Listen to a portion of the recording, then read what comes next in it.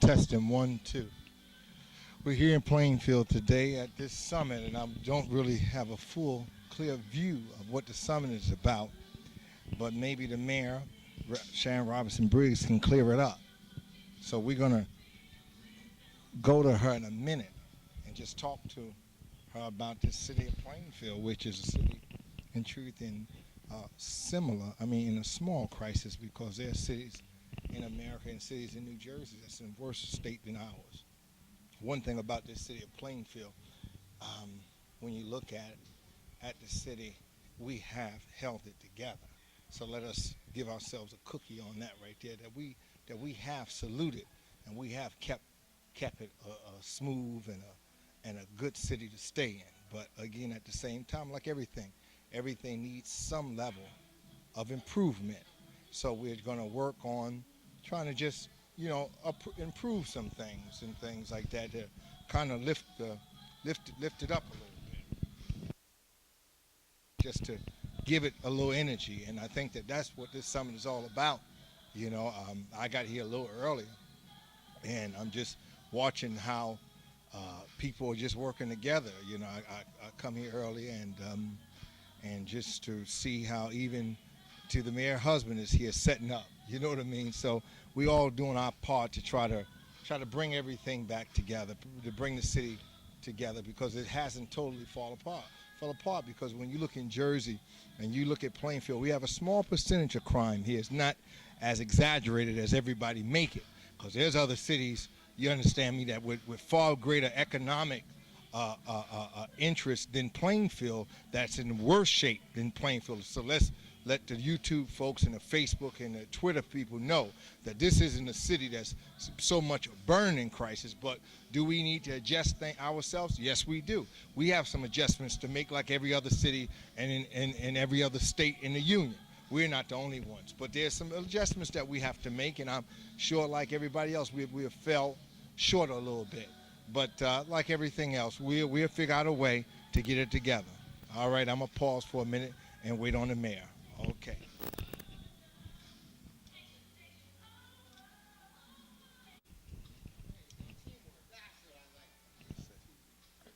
Make sure. You're looking at we're members of Roosevelt James or Joe Brown. Okay, y'all get make sure I got you. Come on. This is going on YouTube now. Okay, his shirt. Okay. That's right.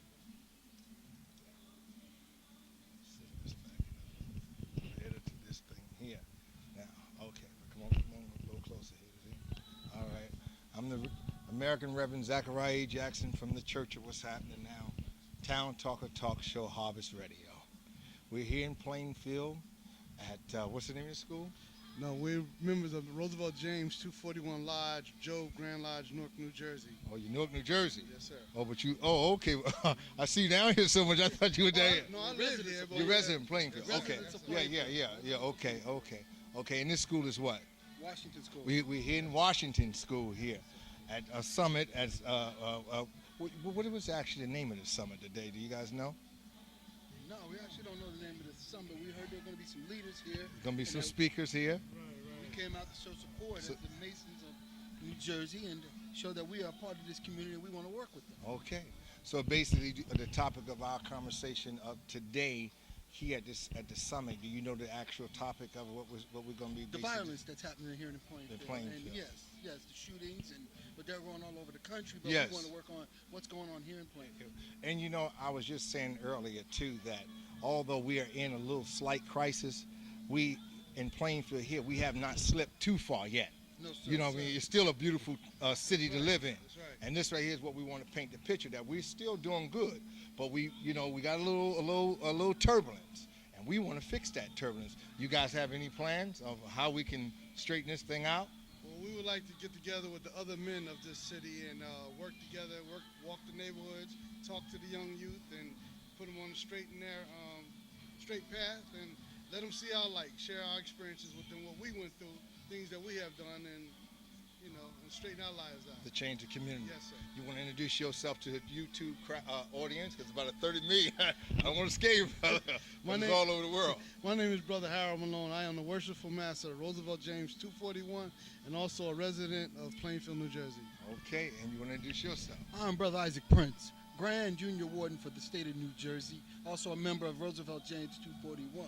Now, Prince, wasn't there a Prince Lodge years ago? There still is. Are Prince you kidding? Hall, still Are you kidding the Prince Hall at all? Yeah. No, you know what I'm talking about, yes, though, right? Sir, yes, sir, the originator. Yeah. I'm not akin to Brother Prince, but we Salute do him. his works. You Yes, do sir. his works and We do his everything. works. And what can we do to, at this turbulent moment in Plainfield, just a small turbulence that we're working our way through, what is it that we can really do to change the behavior here, to structure a town that people can envision as hope, not a town that maybe in some people's eyes are slipping into despair?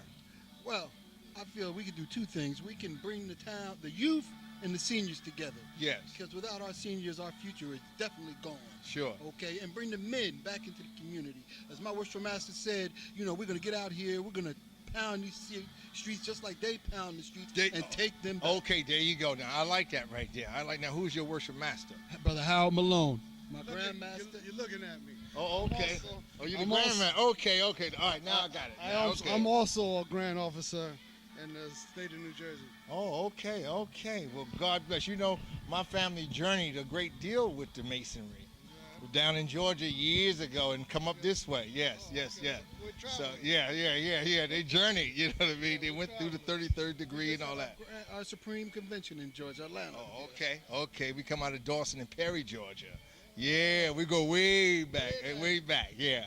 So we salute you, and you guys do good work. That's right. Keep hope alive and keep change alive. That's right. It would be remiss of me not to say hello to my grandmaster, Brother Raymond, the illustrious Raymond Smith. All right. God bless and keep hope alive, and let's change our community. All right. Thank you, sir. Thank you.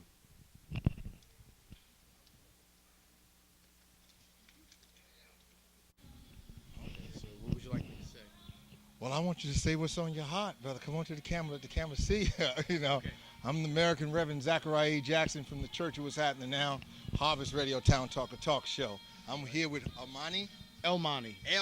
Yes. Elmani. Okay. Elmani. And what would you like to say that that we can do to change the city behavior here?